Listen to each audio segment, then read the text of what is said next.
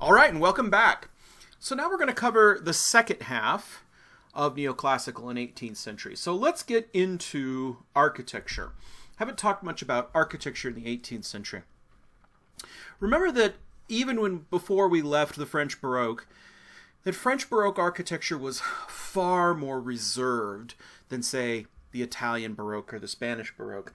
Italian Baroque loved these curvilinear facades, spiral spires, and all kinds of curving, broken pediments. It was very much a matter of push and pull. But the French taste had moved more towards restraint. There were still doubled up columns, still a lot of decoration, but it was going to be a lot more restrained. So it's a precursor to the neoclassical going forward. And we see the same thing in England. And in England we have an architect by the name of Inigo Jones who designs the Queen's Banqueting House. Now, as you can see, this does have a facade, but it's extraordinarily subtle. Let me just point this out. Notice that over here we have pilasters. Pilasters are attached columns, but they're flat. Over here we have other pilasters, but here, notice that these are full columns that are just barely off the surface of the facade. Notice also this is just a little bit more pronounced. So you do have a kind of facade here, but it's very, very subtle. And so we're seeing a kind of restraint. We're moving away from kind of theatrical stage-like spaces into more restrained, orderly spaces. You can see that we have alternating classical pediments. Some are semicircular, some are triangular. We have garlands here, but this is very much restrained. As we get to the interior, you have a space that, again, is very restrained and very orderly. Looks more towards Renaissance architecture. The far end here is a perfect square. It is exactly as tall as it is wide. And the entire building is exactly 2 cubes. And so you'll see this symmetry perfectly. If we have a door on one side, we'll have a door on this side. So instead of push and pull and dramatic, broken, pediments and lots of curvilinear elements, everything here is more or less straight, more or less ordered, giving us a sense of ordered, structured, geometric space. We see the same thing at work in churches, that when we look at Inigo Jones' churches, you can see that we have a classical pediment, a very simple architrave, and a very simple facade. A portico here that is made up of attached piers, but these piers are articulated as if they are square columns, and then 2 columns, creating what is a very classical facade. Notice we have semicircular arches. This is a Christian church. And so, while Gothic remained popular in England long after it had been, kind of passed over in France and Italy, you still have a lot of ecclesiastical tradition. And so this, by this point, really is a kind of reversal. This is moving away from Gothic or Romanesque styles to a much more classical style. Remember, England's one of the first countries to go Protestant. Henry VIII needed a divorce from his very Catholic wife, Catherine of Aragon, and the only way he could do that was by starting his own church. And this is how the Church of England gets started. So they're very Protestant, but they also have all this rest of this tradition. And this actually worked with the Protestant Reformation as well. Remember, I talked about Catholic light and Protestant light, that in terms of buildings, Catholic buildings emphasize the mystery. That is, they emphasize the articles and artifacts of the Eucharist. That is, that you come to mystic union with the God by participating in the Mass and the liturgy. Whereas Protestant churches emphasized kind of the word, the spoken word, the rational word. And so Catholic places had very dramatic lighting that emphasized the movement towards the altar, whereas Protestant buildings were very open, very brightly lit. And you'll see that. And so classical architecture, with its emphasis and its associations with Greeks and Romans and law and order and reason, seemed much more appropriate to the new Protestant structures. So this all comes to a head when we come to Christopher Wren. Christopher Wren was an English Baroque architect, but he really presages this direction towards greater restraint. Christopher Wren gets an incredible opportunity to remake a city thanks to a tragic fire in 1666. Large swaths of London on the River Thames are burned down to the ground. All of this area that you see in white was the area that was lost. Now, England actually lagged behind the continental powers in terms of urban design. Most of English cities were still pretty darn medieval. They were mostly wooden buildings made out of timber frame construction. This timber frame construction often had upper stories that jutted out over the lower stories to make the most out of the limited floor space, and so the street practically met. This actually isn't from London. This is actually from, I believe, a street in York. It's one of the few streets that preserved. But you can understand how a city like this, that looks like, well, frankly, Diagon Alley, with crowded streets with roofs and eaves that almost touched, lots of wood, would just regularly go up in flames. This fire really gutted the city. And Christopher Wren's plan for the city was to replace all of this lost wooden architecture with architecture in stone and brick, and to plow over the medieval streets and replace them with more European-looking streets that looked more like what had been going on in Rome and in Paris, with large plazas and radiating large, broad avenues. He never did quite get to this level. Most of the structure of the medieval streets remained, so he didn't get his wishes, but that was his original plan. But you can see the city is transformed. It goes from those medieval timber frame structures into structures made out of stone and row homes and stores made out of brick. He also got to rebuild 42 churches.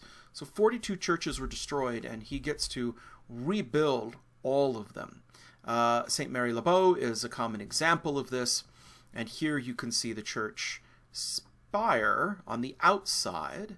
Nothing remotely Gothic or Romanesque about it. All of the language is, of course, going to be classical, and when you get to the interior, you see more of that kind of open light, that Protestant light I've spoken about. The emphasis is going to be on the podium, on the rostrum, not on the altar. You have large open spaces, classical elements, an arched space with large thermal windows that let in light. The most famous building that he did, of course, is going to be St. Paul's Cathedral. St. Paul's Cathedral was the cathedral of the city. That was the seat where the bishop had his seat of authority. That's what cathedra means. It means chair or throne or seat. And this church burnt down, and he got the opportunity to replace it. He then built what would become one of the largest churches in the world. It has an octagon at its crossing with massive piers, with the aisles covered by domes. As you look at the facade, there's some element of that kind of Italian Baroque there, especially these spires definitely look like they could be inspired by Borromini with the doubled-up columns, but mostly you're going to see restraint.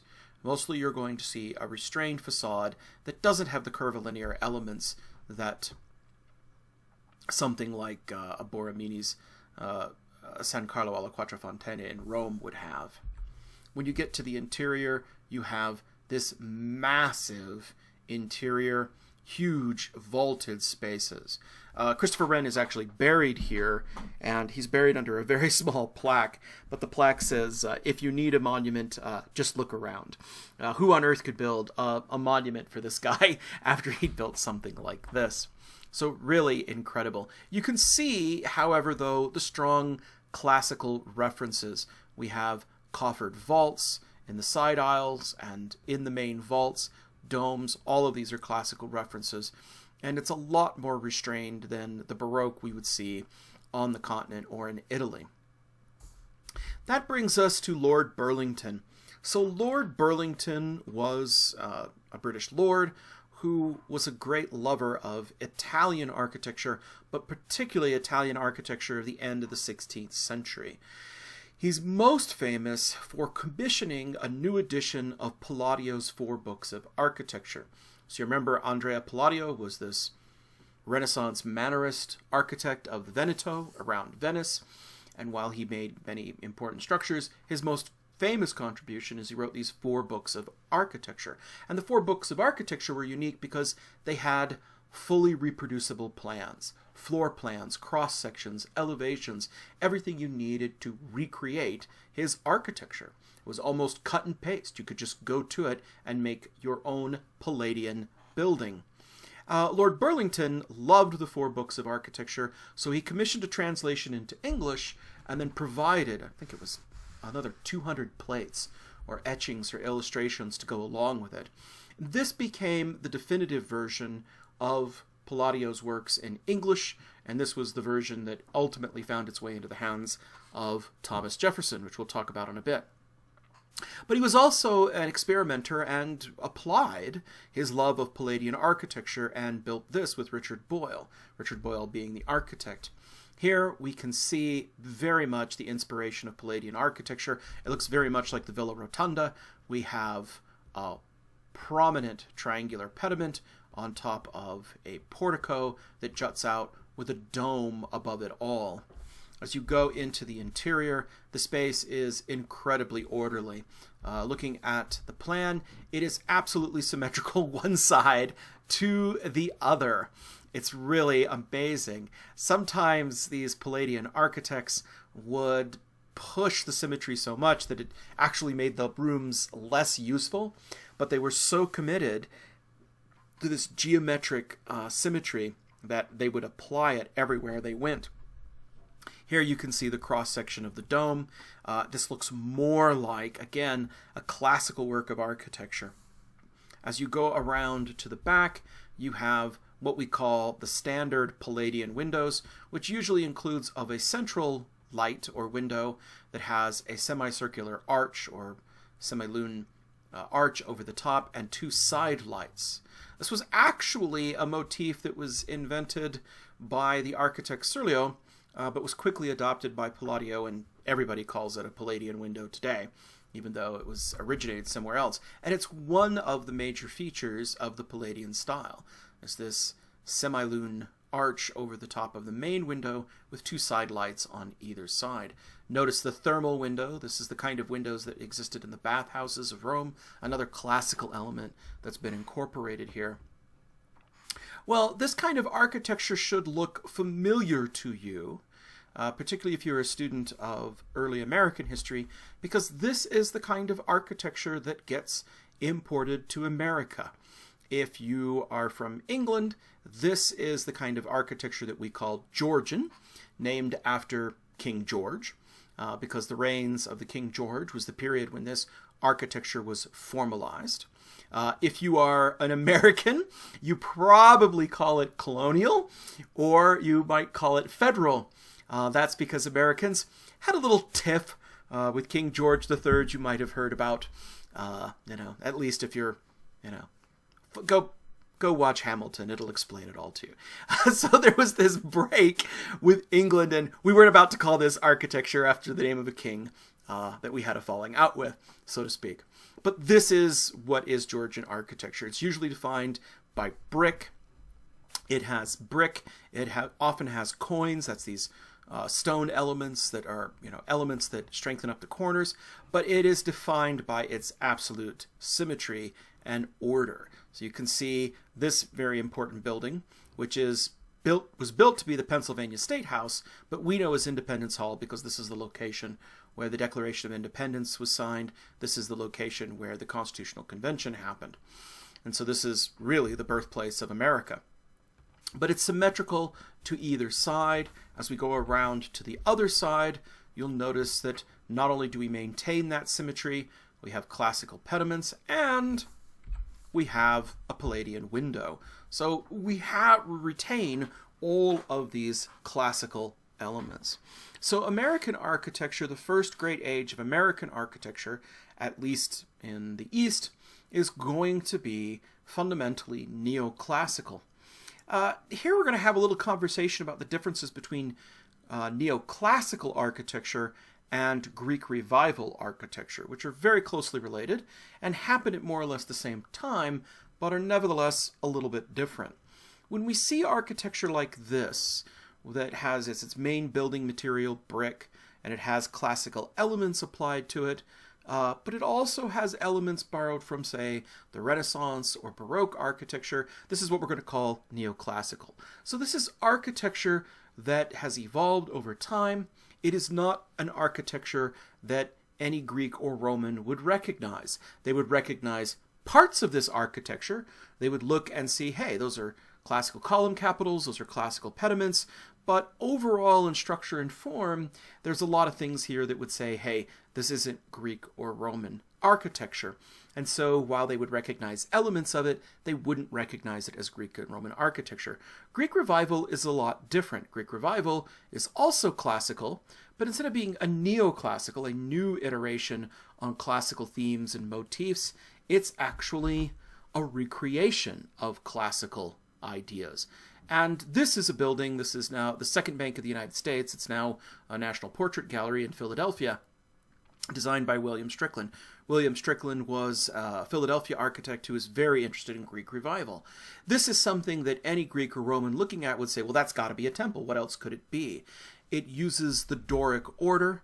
The Doric order is definable by these fluted columns without bases and with triglyphs and metopes. Triglyph, triglyph, triglyph.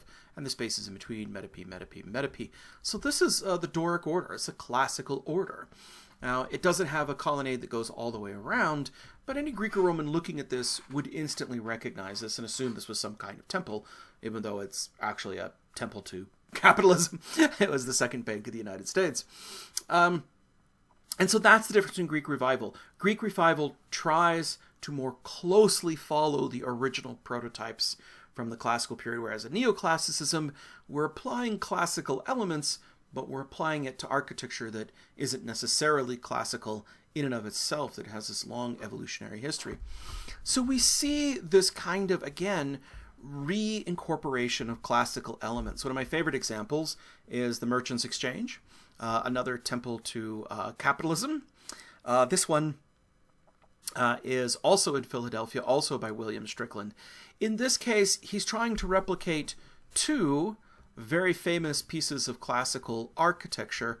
This is a tholos. A tholos was a circular temple. Here he has added this circular temple to a much larger structure, but he's very clearly trying to emulate a circular temple, a tholos. The other thing that he's emulating is the Choragic Monument. The Choragic Monument was one of the first monuments to use the Corinthian order, and it's found in Athens, and it was a monument to actually the winning of a theater competition.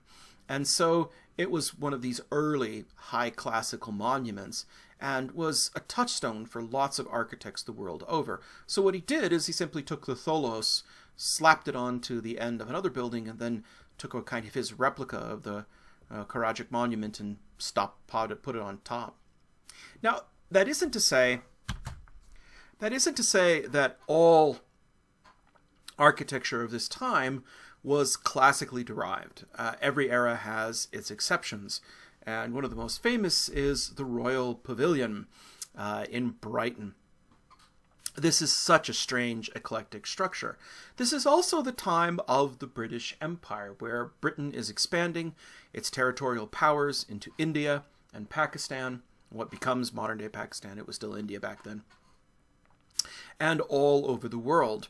And so this was a palace, a kind of pleasure palace built for George IV during the Regency. And in this case, it was done in a style that was called Hindu, but actually is based on Indo-Persian architecture, which was architecture based on the Mughal Empire, which was quickly coming to an end in and around the region of New Delhi. England, through the British East India Company, had recently gained control over large areas of India, and that part of the world. And so this was very exotic and fun. What's interesting is you get to the interior is done in a pastiche amalgam of Chinese and Far East Asian themes, with red interiors and gold columns, but the exterior is decidedly Indo-Persian. This kind of experimental architecture only really works on the outskirts, though. We do see some of this, but it's kind of an outlier. And, of course, the Regency era was an era for excesses.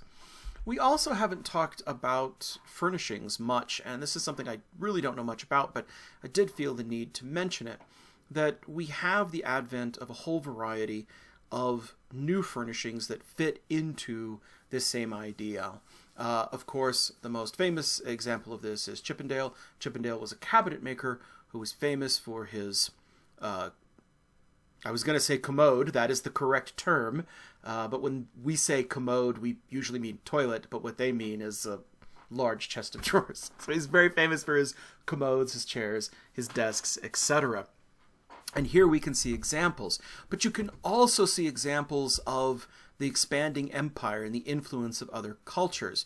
Notice the geometric forms on these chairs here, and especially on these chairs here. This is what we would call chinoiserie. Chinoiserie, or sometimes Japanese. These are styles that are Asian-esque. They are very much pastiche cultural appropriation of Asian styles that were imported into Europe at the time and then appropriated to make decoration. We'll see more of this chinoiserie elsewhere. As I mentioned before, this is the period of American art and architecture. This is the age, the 18th century, when America fully comes into its own, declares its independence, kicks England's butt, and generally becomes the most awesome country on earth. Okay. We're ducking a comment on that. I'm American. What do you want me to say? Good heavens. We invented the super big gulp. What do you want from us? I mean, that's enough. That's enough to assure our future into the eternities. So the first great American artist was Benjamin West. Benjamin West was the first accomplished and recognized American painter. Born in America, but largely trained and active in London, and he was also a royalist. Remember, most Americans in the American Revolution actually sided with the British, and then when America actually won, many of them either had to come to terms with the new country, or they had to go to Canada, or they returned to England. And so he was an American that ultimately declared his loyalty to the crown and went back to England. So boo him, but we acclaim him too. It's funny, he's claimed by both the English and Americans. He was noted for creating these great epic panoramas. This one, of course, comes from the story of what's known in America as the French and Indian War, but what's known everywhere else as the 10 Years' War. France and England were at a great contest for who was going to control the North American continent. Both of them had allies out of the Native American populations, and both of them used them as guides and skirmishers in the conflict, which is why Americans call it the French and Indian War, because that's who the combatants were. But everyone else in the world knew it as the 10 Years' War, and it had many battlefronts, not just in North America, but all over Europe and elsewhere. One of the great battles, of course, caused the death of General Wolfe. And so General Wolfe is seen here dying. And you have news of the victory coming from here as everyone else is gathered around General Wolfe. Wolfe is right at the center of this painting, and he's literally at the boundary between light and dark. And so symbolically we have the joy of the victory of the battle, but the death and almost martyrdom of the figure of General Wolfe as his spirit passes into the beyond. He lays down, and he looks almost Christ-like. There's something of a deposition or lamentation scene here, with General Wolfe's body taking on aspects of the body of Christ. His general and entourage gather around him. the individuals, and you have to credit Benjamin West for this, the details on the moccasins, the kits, the military the military gear of all the people present is 100% accurate. This has been looked over many, many times. And we have an interesting assortment of individuals who are clearly of American heritage, that are American colonials that grew up on the American continent. And we also have people who are clearly of Native American heritage. This figure has been discussed in great deal. This has been identified as a member of the Modoc Indian tribe. It may or may not be accurate. But the individual has tattoos. He has a wampum bag and other features, headdress, that indicate he's clearly Native American. What's more interesting about this is his pose. He is seated and kneeled down. He has his hand up to his chin. This is a classical pose. This is the kind of pose that you would see in allegorical figures. In classical art, allegorical figures often were personifications of place. They represented characters not in the scene, but they represented geographical locations. So you would often have semi-nude or nude males representing river gods, or a field, or something like that where an important battle took place. So what he's done here is really quite interesting. He has taken a Native American figure and turned him into a classical figure and made him the allegory or the personification of the place that this event has happened, that is, on the North American continent, and given him a pose very much referencing these classical figures. And he is semi-nude, which would have been not only typical for Native Americans at the time, but more importantly, is typical for these classical figures. So we see, again, high levels of classicism being brought to the fore here.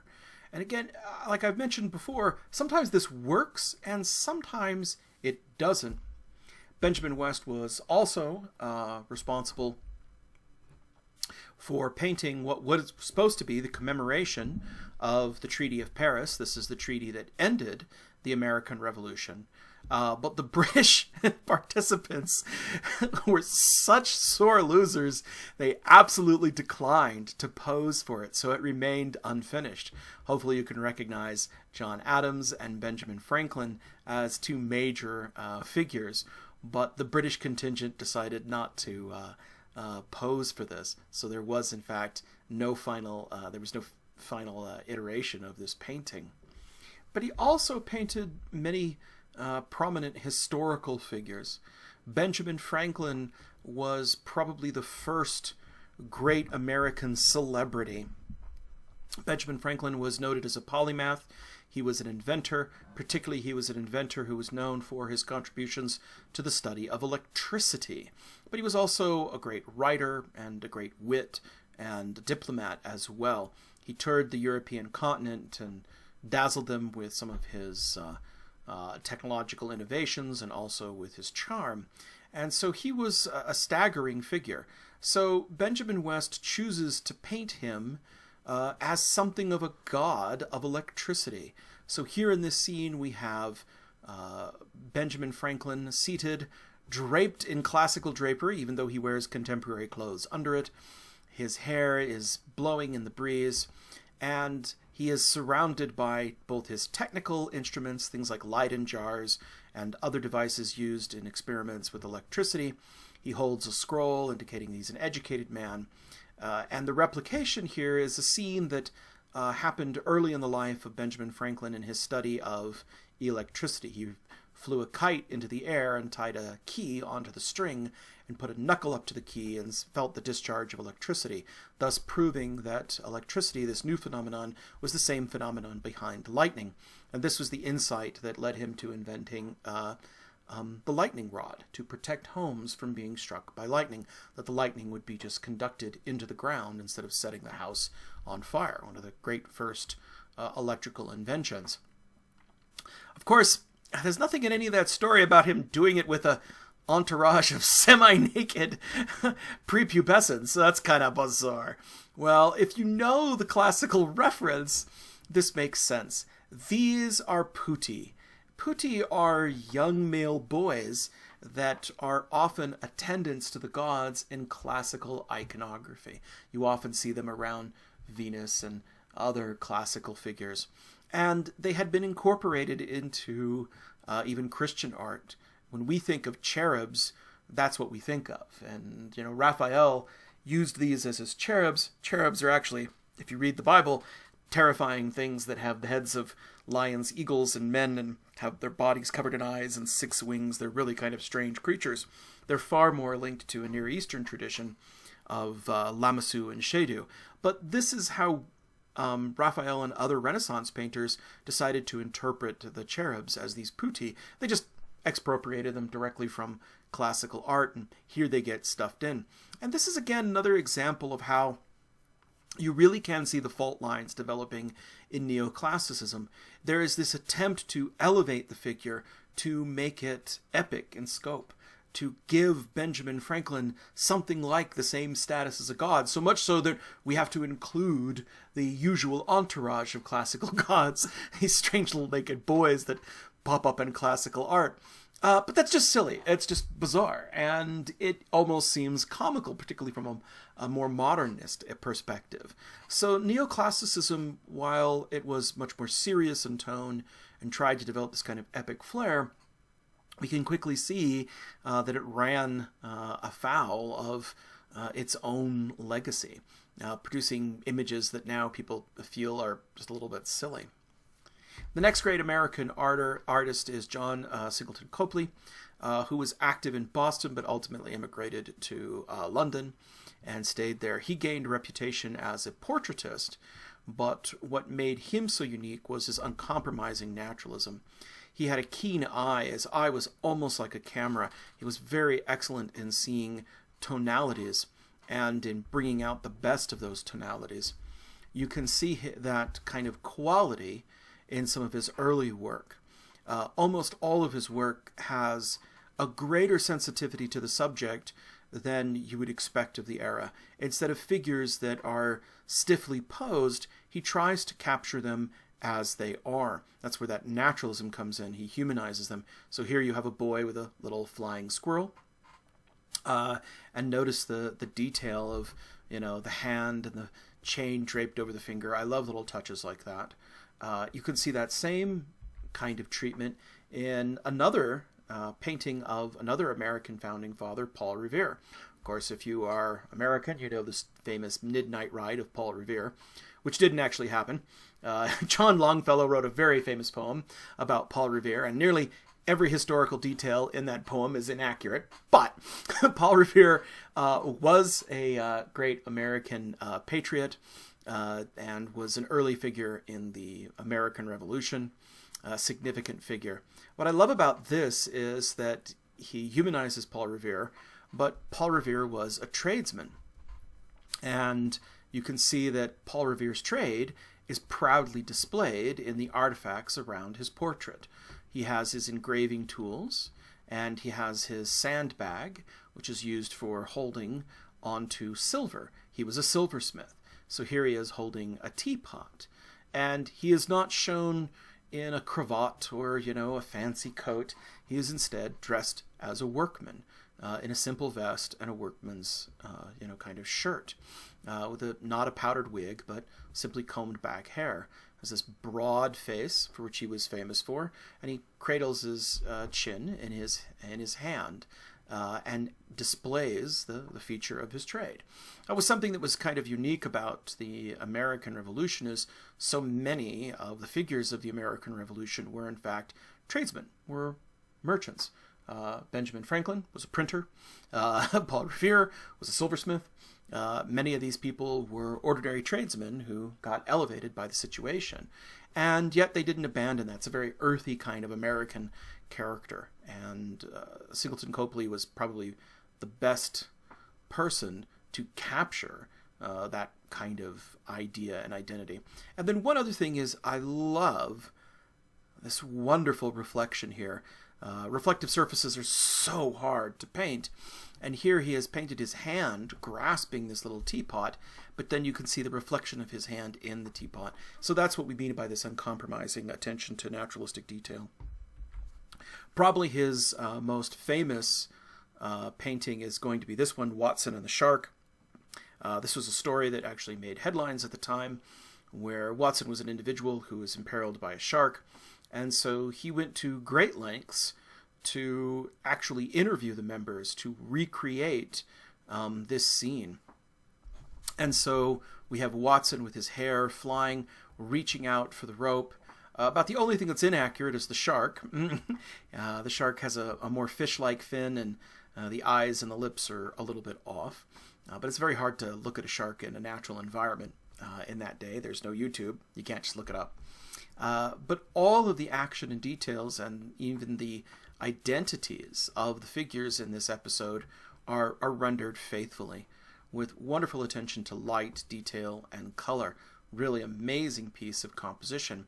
One of the things I want to call your attention to is the figure here, which was a person who was part of this event, was a person of African American descent, and so was depicted as a worthy person in this rite, holding on to the rope right in the center of the composition.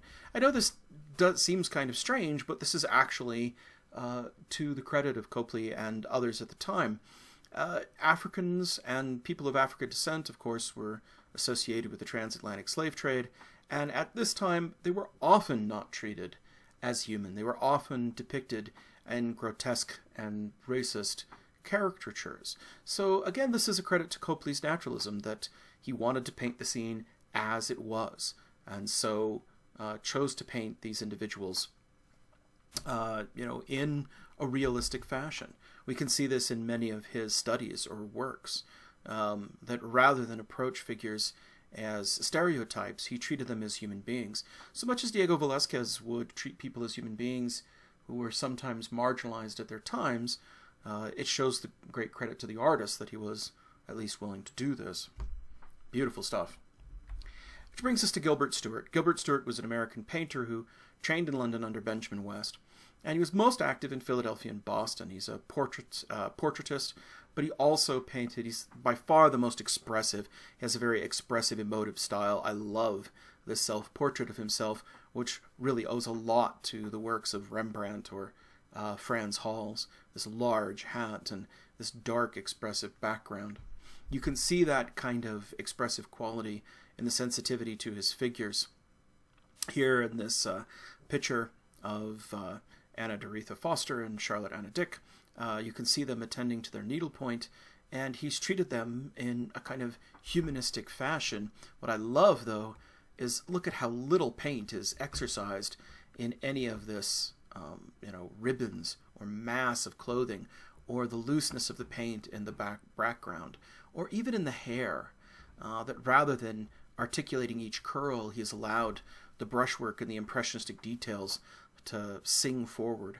You can see this same treatment in perhaps his most famous work, which is an unfinished painting, and yet it should be the most famous. It should be a very famous painting and instantly recognizable because it is on every dollar bill. This was the inspiration for the engraving that goes on the $1 bill, and it's one of the most reproduced images of George Washington.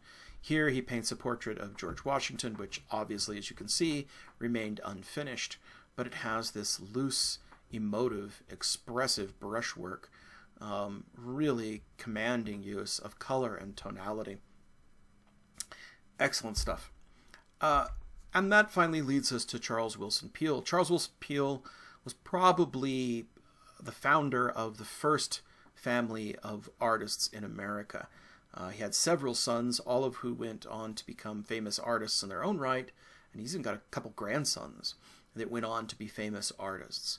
And this first family were the kind of court painters to the founding fathers.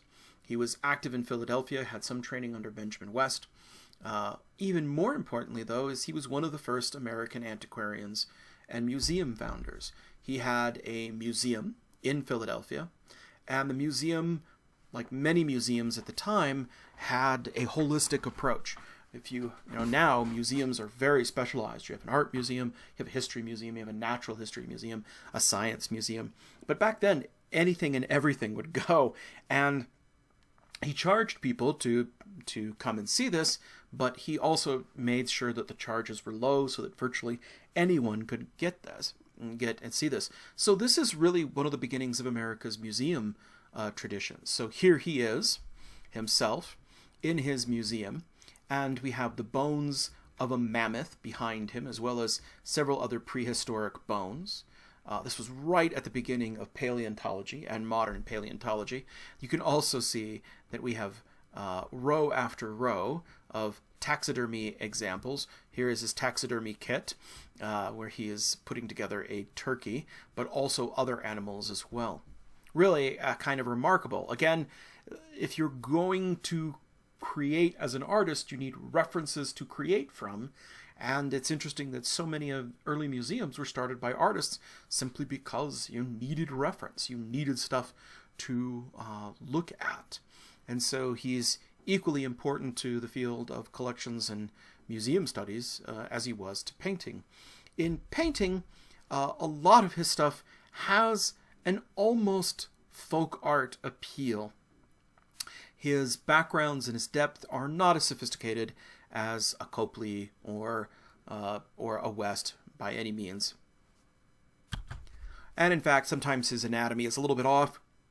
George was a tall guy, but his head wasn't nearly this small and his body wasn't nearly this big.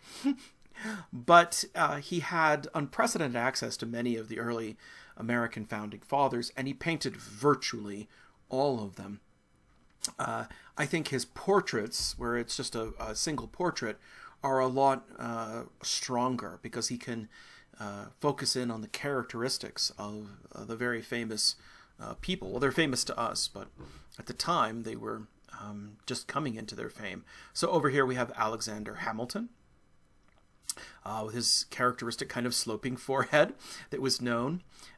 Thomas Jefferson was known for having rosy cheeks, and so he paints his rosy cheeks, and otherwise fine figure, and his red hair, because Thomas Jefferson was known for his red hair. I love the humanizing quality of his portrait of Benjamin Franklin and John Adams in any case. His attention to detail is really quite remarkable. As I mentioned, his son goes on to become a very famous painter in his own right and probably paints what would become the most famous portrait of Thomas Jefferson. And Thomas Jefferson is our next subject. We know Thomas Jefferson as a founding father, as author of the Declaration of Independence and President of the United States, the person who was responsible for the Louisiana Purchase and the Corps of Discovery that sent Lewis and Clark out to the Pacific Northwest. No relation, unfortunately. But he also himself was an antiquarian and an architect. Thomas Jefferson was one of the first persons to make scientific archaeological expeditions in the United States. People don't realize that. Part of his interest in the Corps of Discovery was about naturalism and about acquiring natural samples. He actually sent people out. There was a widely held belief that America had no large animals because it was too humid. I don't know why. And so he set about getting examples of moose and bear to send back. You know, Americans have always had a bit of a pride issue. And so part of the Corps of Discovery was proving that this chunk of land that he'd purchased from the French was indeed a spectacular piece of land. And since I'm living in one of those, actually I'm not, I'm living just south of that, but I'm living just south in the part that was Mexico at the time, but just to the north of us was chunks that would have been the Louisiana Purchase. But he was also an antiquarian. He made collections himself. He is responsible for a massive collection of books, which became the backbone of the Library of Congress. So in terms of scholarship, he himself was an incredible polymath. But he was more important because he was an architect. And it's funny because architecture was his true passion. In fact, he was such an avid architect that he spent so much money on his own house in Monticello that he actually nearly bankrupted himself. And he had to sell off his book collection in order to pay off his debts. It's also another reason why he broke his promise. He was intending to free all of his slaves on his death, but he was so much in debt to his architectural renovations on his house that he couldn't afford to do that, and so he broke that promise tragically. It's kind of sad, and that was the very conflicted age we were in. To show you how much architecture meant to him, a couple of stories. The first story is when he was president of the United States, there was a competition to design the new executive mansion, which we all know as the White House, but it wasn't called that. It was the executive mansion at the time. Eventually, James Hoban would win that competition, and John Adams would be the first person to move into that house. But in Thomas Jefferson's time, the competition was up. There were two different competitions, and Thomas Jefferson himself competed in those competitions under a pseudonym. So imagine the President of the United States, creating a fake identity to be, I don't know, an Instagram influencer or something like that. Imagine something. You know what? I could imagine that. Don't scratch that idea. But imagine something like that. And he was very, very sorely disappointed when both of his submissions were rejected. So here he is, President of the United States, secretly competing in a competition to design the White House. You can see his design here on top, and while I love the openwork dome at the top, and yes, it was open so that you could walk around, kind of a pavilion up there at the top. I think that's rather imaginative. You can see that it fundamentally follows the pattern of Palladio's Villa Rotunda, also known as the Villa Capra, that he built back in the 16th century. So he was an enormous devotee of Palladio. As I mentioned before, I think on his nightstand were two works that were constantly at his disposal. The first was a never-ending translation of the New Testament that he was working on. He was a devotee of the New Testament, even though he himself was not a particular believer. He was kind of committed to creating a new edition of the New Testament. But the other thing that was always on his nightstand, according to legend, was the 4 books of Palladio. And I think this shows that that's where his inspiration came from. When he eventually died, he requested that his tombstone have 3 things engraved on it. And the first was that he was the author of the Declaration of Independence. The second was that he was the author of Virginia's religious liberty law. And the third was that he was the architect of the University of Virginia. So it's funny, we don't often think of him as an architect, but he certainly did. And he did have a kind of profound influence on architecture in moving it in the direction towards greater classicism. Let's take a look at Monticello. This is the building that bankrupted him.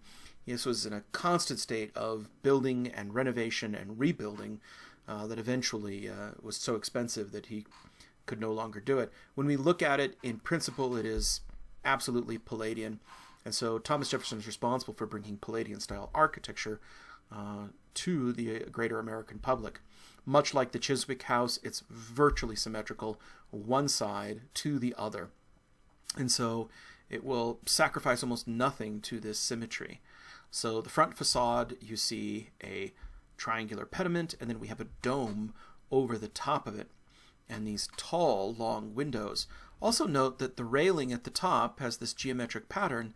This is more of that chinoiserie. This is this kind of Chinese-style decoration that they were incorporating. At the top, you have the dome, but you also have these beautiful sunrooms where he displayed many of the artifacts that he collected over his lifetime, both from natural history or from archaeology and from art. He himself was also an inventor.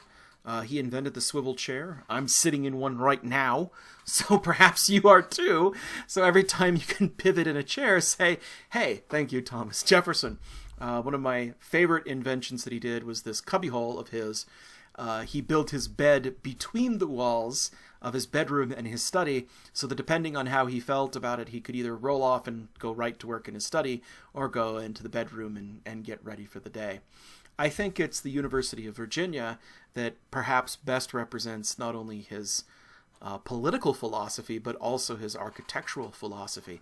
When you look at the University of Virginia, it is laid out like an ideal village, and in fact, that was his idea for it. That was his whole concept, that you would have a kind of central hall, but then you would have homes, and these homes would be connected by porticos on either side of a quad or a campus. And then there were outbuildings behind that.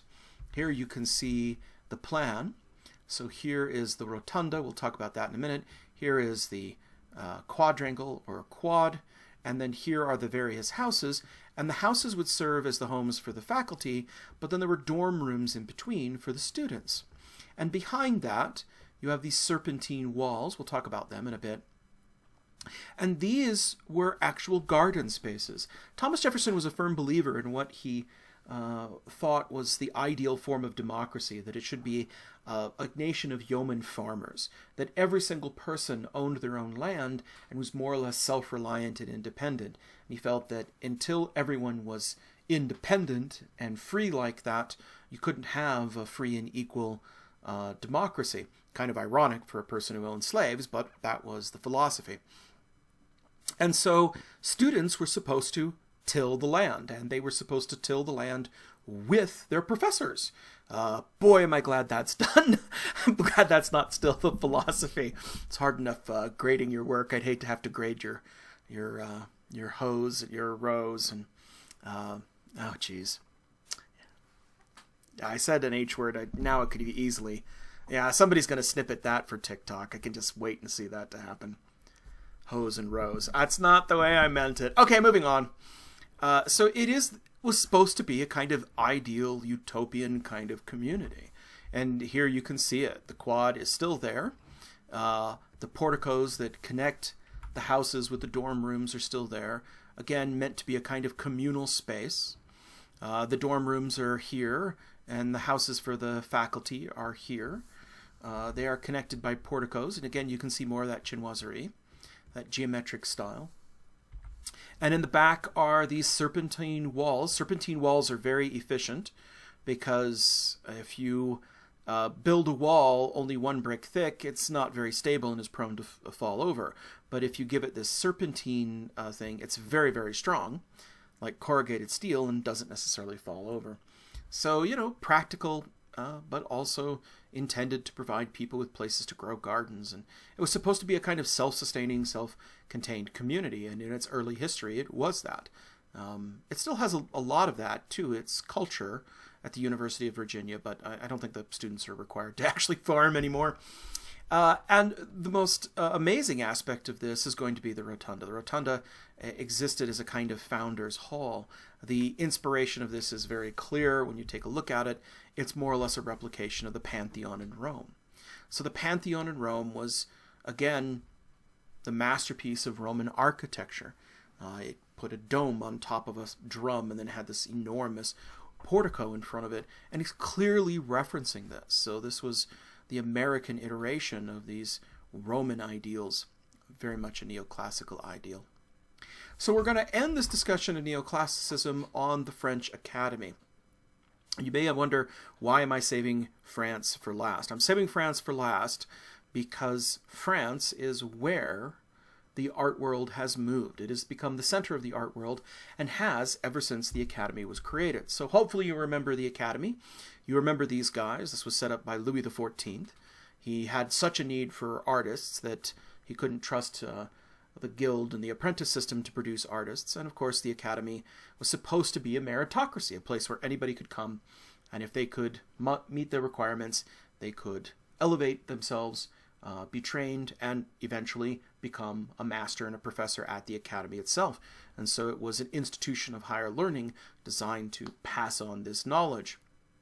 Also remember that they had access to the collections, the royal collections, and the royal collections really focused on the works of Poussin and Rubens.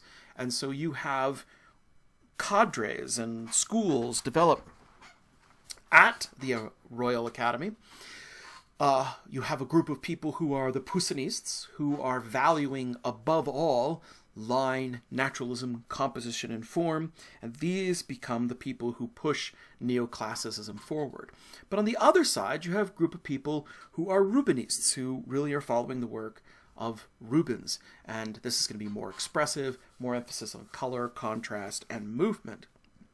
We're going to concentrate on the Poussinists here for a while. We're going to talk about the Rubenists next week when we start talking about Romanticism. So these two camps are their rival camps within the Academy, and this creates tension. And eventually, this tension is going to break, and the break happens during Romanticism. It happens in the 1830s to the 1840s, where we begin to see movement away from the Academy and away from the French Academy. So when we talk about neoclassicism in France, we're almost exclusively talking about the French Academy. And so oftentimes I will use those terms interchangeably. I'll talk about the Academy or I'll talk about neoclassicism. Eventually I'll just use the term the Academy. So know that's what we're talking about. The founder who pretty much establishes the tradition of the French Academy moving into the 19th century is going to be Jacques-Louis David. Jacques-Louis David is the premier painter of the academic style, and he really sets the standard for what the academic style is going to be. It's going to be naturalistic, it's going to have its emphasis on line and not on color or expressive brushstroke, but on line and composition and form.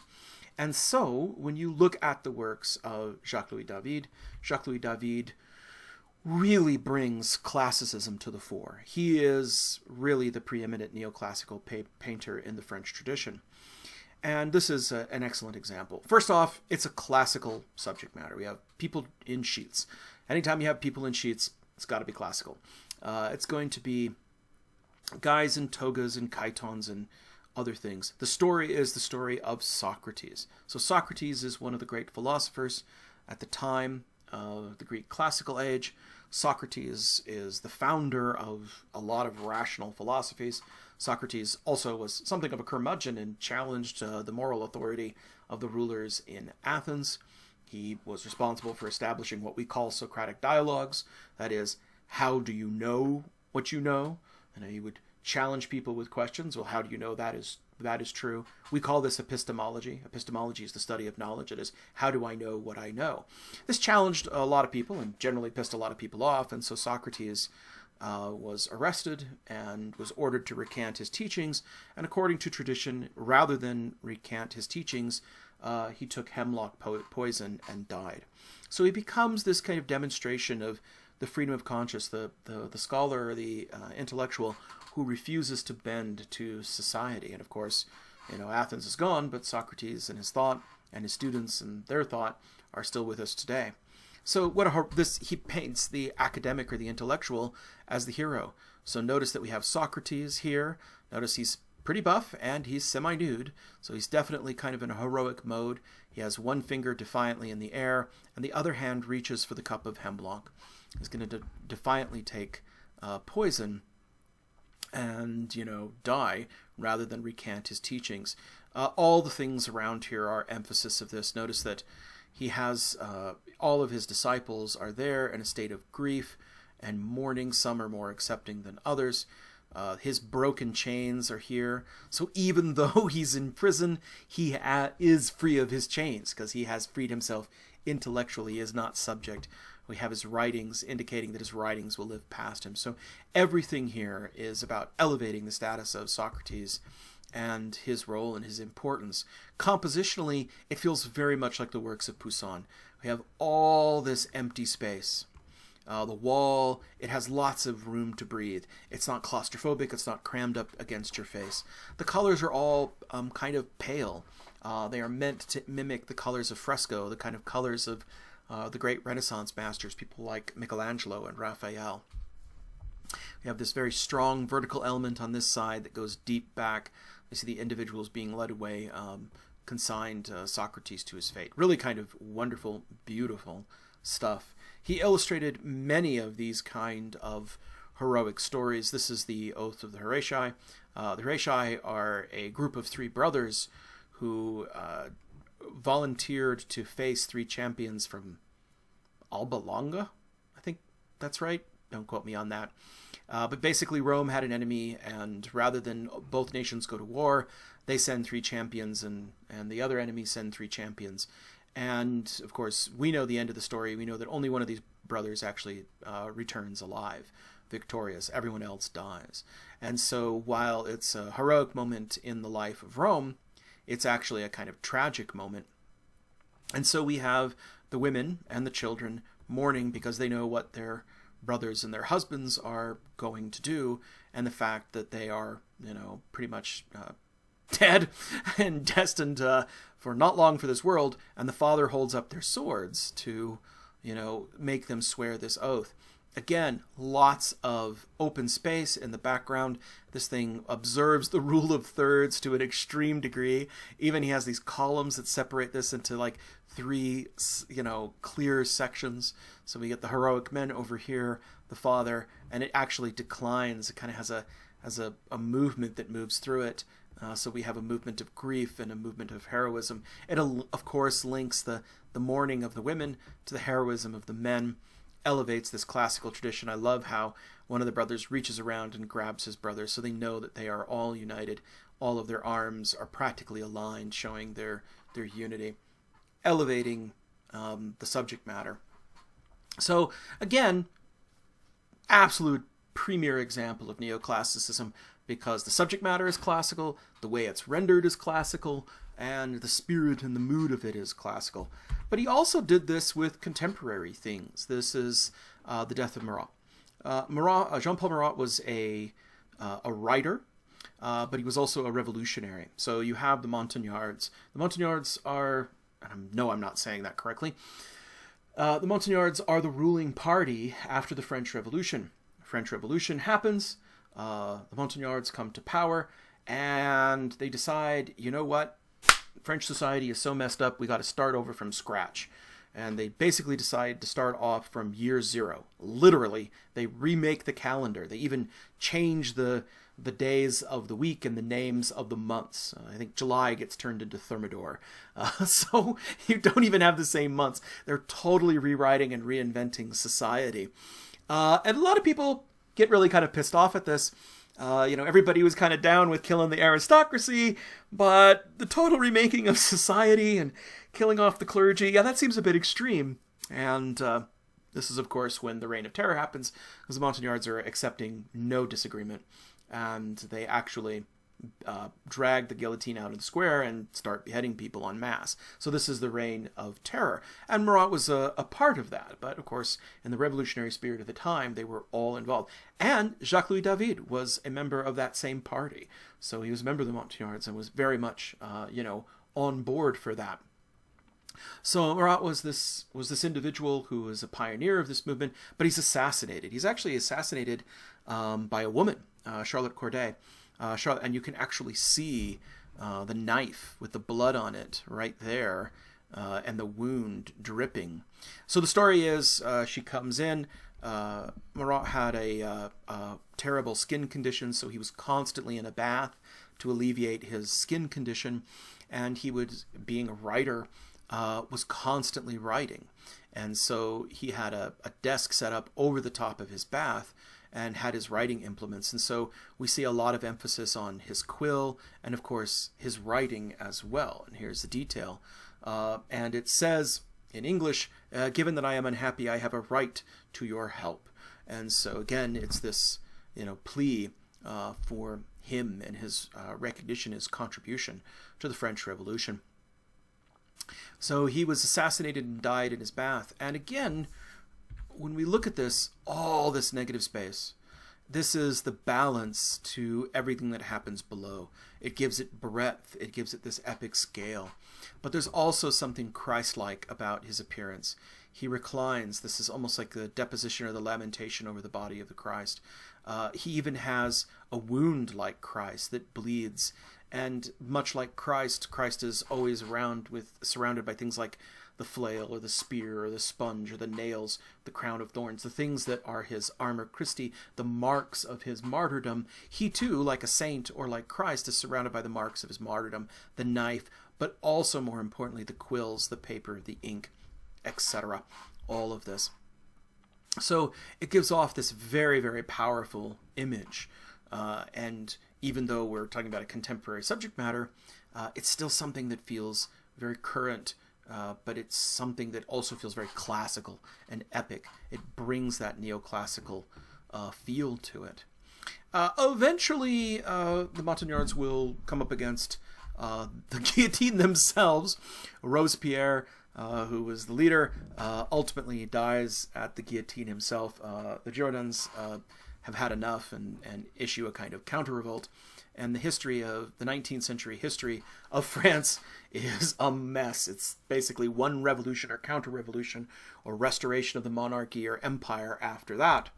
But Jacques-Louis David lands on his feet and he immediately moves into painting portraits of the person who at first becomes the savior of the Republic, but then later becomes the emperor and destroys the Republic, and then eventually ends up being exiled, brought back from exile, and then, defeated and sent into exile again. And that, of course, is Napoleon Bonaparte. Napoleon Bonaparte is such a fascinating character.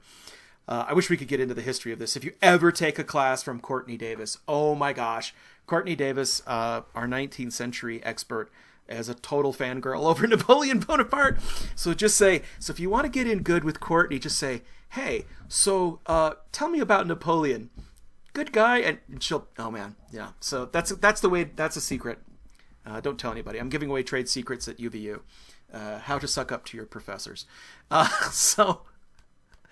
Oh my gosh. If anyone asks, Courtney, I deny everything. Okay.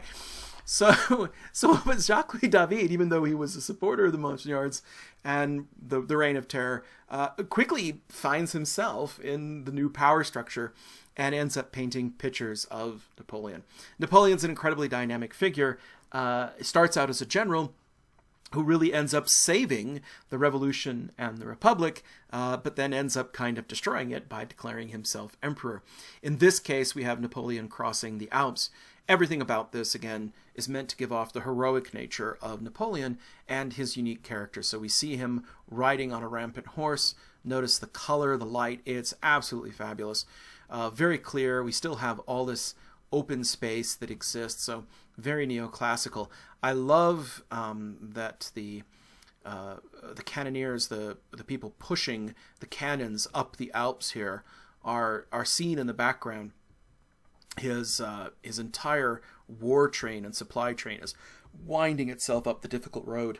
The implication is that by crossing the Alps, he had achieved something that no one else had achieved. You can see his entire army fading off in the distance, pushing these heavy cannons. The emphasis is on the heroic nature of his accomplishment.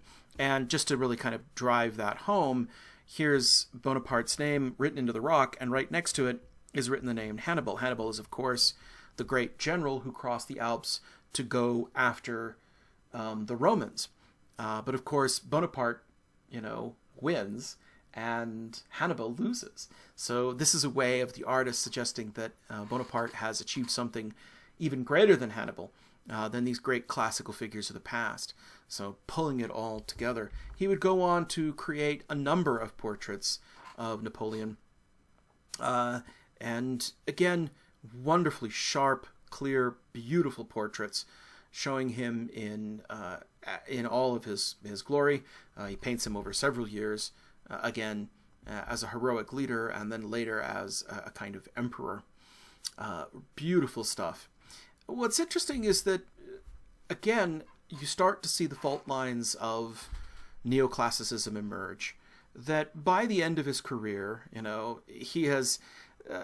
David has outlived Robespierre, he outlived Napoleon, he outlived them all, was still a respected painter, and he was still going. But by the end, he is, again, we're beginning to see how the neoclassicism, which was a direct repudiation of the silliness and the decadence of the Rococo, had itself slipped into a kind of vapid decadence. Yes, it had never gotten as precious with surfaces as the Rococo did, but when we see the subject matter, particularly the later subject matter, you start to see that it's losing its bite. What had been, let's just compare these. I want to really go back here. When you take a look at this early painting by David, you can see the inherent heroism in the figures. Socrates, for example, or the Horatii. You see the inherent heroism. And of course, all of this has political reference. that when he's painting these kind of characters, he's emulating the kind of people that he wants France to be. Everybody realized France was in a state of change, and so he wanted the new Frenchman for the 19th century, to be like these great heroes, like the intellectual who refuses to back down, or the heroes who are willing to go and die for their entire country. And he elevates even the people of his own age that way. I think you look at all these early paintings, you can see the innate heroism of these figures. When you start looking at his later paintings, seems like he's just phoning it in. He's going through the motions. He's painting classical scenes, but they seem very light, very frothy, and not terribly serious. The scene here is Venus disarming Mars. Venus, of course, is the goddess of love. Mars is the god of war. And, of course, they had endless affairs. And so Venus is leaning over here to put flowers, saying, "Make peace, not war." And while she's doing that, Mars is handing over his sword, and the Graces are hiding his armor. Even Eros is in here taking his sandals off his feet. Meanwhile, not only are they taking his armor away, but they're bringing wine. You know, this is all this thing. But something about this feels very frivolous, very light. For me, it's the dove right in front of the crotch. Oh my gosh. I can't even. If you've ever seen that terrible movie Beowulf, Beowulf. Okay, there were two movies. One starred Gerard Butler and was done in live action. It's pretty darn good. The other one was done in CGI, motion capture, and it was just terrible. It was just terrible. But there's this scene where Beowulf is fighting the Grendel naked, and a sword flies across the room, and it lands in the table, and the hilt of the sword just perfectly covers Beowulf's crotch. It's the most laugh out loud ridiculous scene, but it's supposed to be this epic battle scene, but all you can think about is how they've played this ridiculous game of hiding hiding the goods, hiding the weenie, so to speak. And the same thing is here, that, you know, I mean, he's literally neutered by a dove. It's just silly. And it feels very light. And you see that the French Academy had kind of lost its way. We'll talk more about this, but you can see that by the time we reach about 20, 30 years into the 19th century, it itself had become decadent, that they were still cranking out all this classical stuff, but they had somehow lost the sense of the purpose of what it was for. You can see the same kind of progression in Ingres. Ingres has the most difficult name to say in French. Basically, you start to say anger, but when you get to the G, you just imagine you have a pint of phlegm in your throat and go, Ingres, and that's how you do it. He was probably the leader of the Poussinists, and David dies not long after this painting, and then you wind up with someone who carries the academic tradition well into the 19th century, and that's going to be Ingres. And Ingres is the one who's carrying it on. And he's the leader of the Poussinists. He's known as a painter, and my gosh, what a painter. There's no one that has superior draftsmanship. His drawings are just gobsmacking.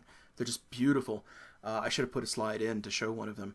But his surfaces are also just equally gobsmacking. In an era before photography was commonplace, he was getting, you can see, details on silk and features to the level that no one else could. But looking at one of his paintings is just the most frustrating thing in human existence, because you almost can't get these things big enough to see the brushwork. You can start to see a little bit of a brushwork there, but look at how delicate and thin the paint is put down. It's just so light. You almost can't learn anything by looking at a painting, you know, even with a microscope, by Ingres. Ingres' paintings are just so glossy, smooth. They feel miraculous. I stand in awe of his draftsmanship and his brush technique, but trying to figure out how he did it, it's kind of a mystery. It almost destroys all of the evidence of its creation. So he becomes known as a portraitist, and he too does a series of paintings and portraits of Napoleon. This one, showing Napoleon seated on his throne, is clearly based on classical prototypes. In fact, there are prototypes that he himself painted. This is Thetis and Jupiter, Jupiter or Zeus, king of the gods. This was a classic pose for him, and you can see the similarity between these two poses and these two figures coming together. Thetis, of course, reaches up to touch the chin of Zeus, and Zeus seems impassive. But again, the precision of his line, the precision of his representations, just exquisite. And some of his paintings are really just masterful. His very famous Bather, really, just the subtleties of the flesh. It's almost photorealistic at a time when photographs didn't even exist. It shows the mastery of his form. But he, too, starts to...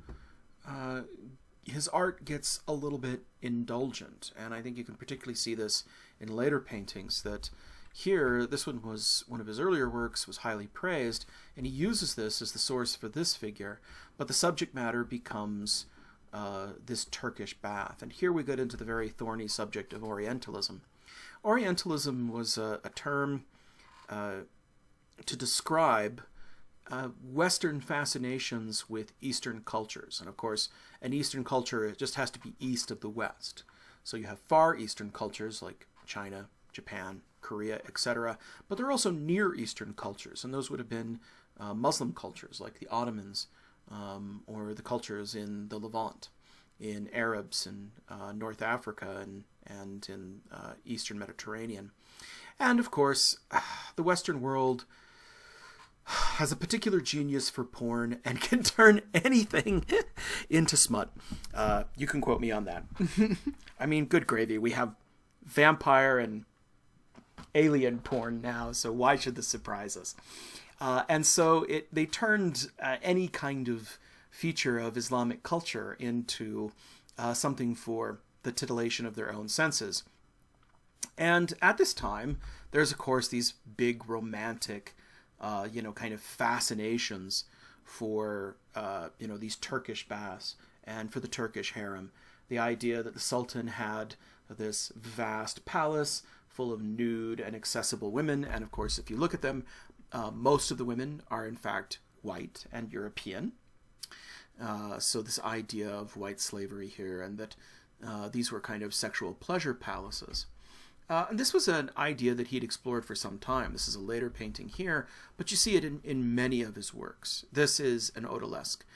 This is the Grand Odalisque. An odalisque is a woman in this orientalized environment where she is imagined as a concubine or sexually accessible woman inside an Islamic harem. Now, I hate to disabuse you. Harem in the Muslim context, and I know this because I also teach non-Western art, I teach Islamic art, it's just the domestic arrangements of the house where the women would live. So the harem of a palace was where the women would live. And I hate to disabuse you of this, but if you actually were to travel back in time to the Sultan's harem, more likely than not, you'd see just hundreds of little snot-nosed kids running around, pulling on their mama's clothes, doing things. I mean, it really wasn't a sexy place. It was a place where all the women of the household had their kids and their families, etc. And when you look at Muslim, I should have brought one in. If you look at Muslim depictions of harems, they always emphasize this family aspect, that this is where the father would come and after he had a business part of the house where he would do his business. If he was a ruler, the emir or sultan, this is where he would do his business. And then he would move to the domestic side of the house, which was always focused on family, and they're always focused around kids and families, etc. Well, rulers did have concubines. They did have many wives in the Muslim tradition. And so, of course, Westerners have imagined this and eroticized this. And so that's what this becomes. It says nothing about what Islamic culture is really like, and in fact just speaks about Western stereotypical and, quite frankly, bigoted and discriminatory stereotypes on that. So that's a long, winded reply, but I did want to give you that kind of context. So when we look at this scene, There is this fair measure of Orientalism, because you always have to deal with it. This became a very popular theme throughout the 19th century.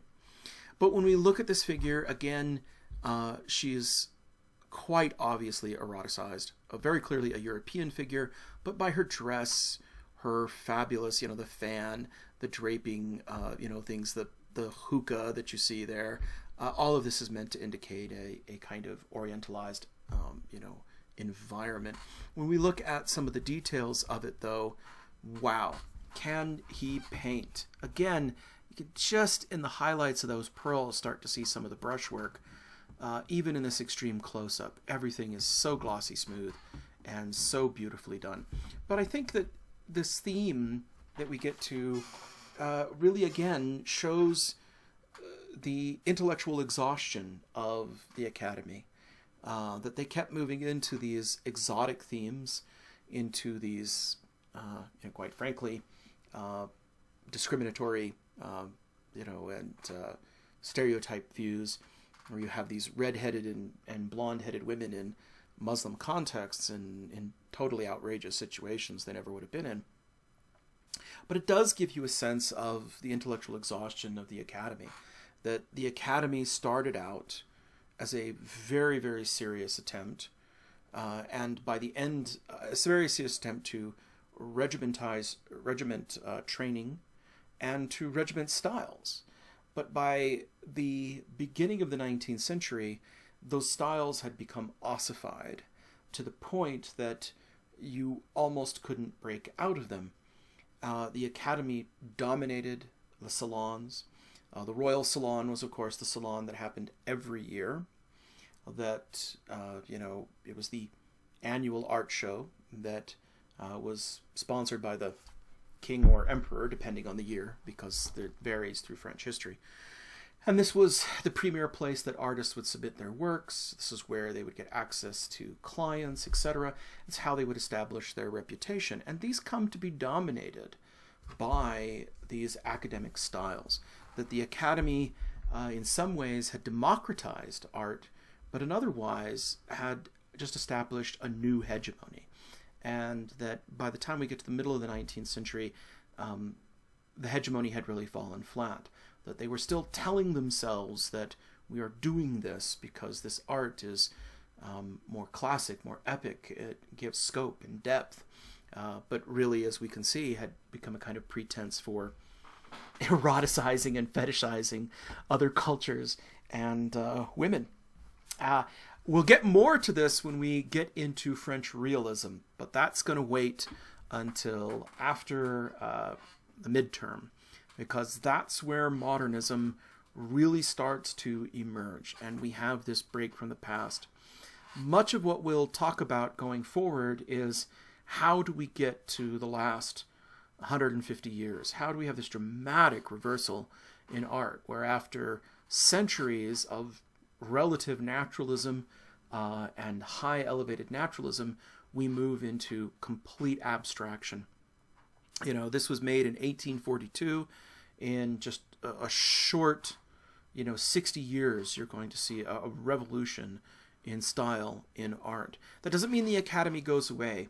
We sometimes teach 19th century art wrong. We sometimes, talk about, 1863, we had the Salon des Refusés, and then the Salon des Refusés happened, and the Academy died, and then it was modernism, and it exploded on the scenes, and that's not actually what happened. The Academy is going strong, and will go strong for, another, 60 years at that point, and will actually be the predominant form of art. But you can see modernism emerging, and modernism will emerge as the preeminent form by the early 20th century, but it's going to take it a long time to get there. So oftentimes, when we talk about the second half of the 19th century, we're actually not teaching 19th century art. What we're really teaching is pre-modernism. If you want to get a more in-depth view of what the 19th century was like, you really got to go take Courtney Davis's 19th century class. It's a really phenomenal class. Highly recommended. Okay, that seems like a good place to stop. Thank you so much. We'll pick up next week with the Romantic movement and why it's probably the first thing that breaks with the Academy. Thank you so much. We'll see you then. Bye-bye.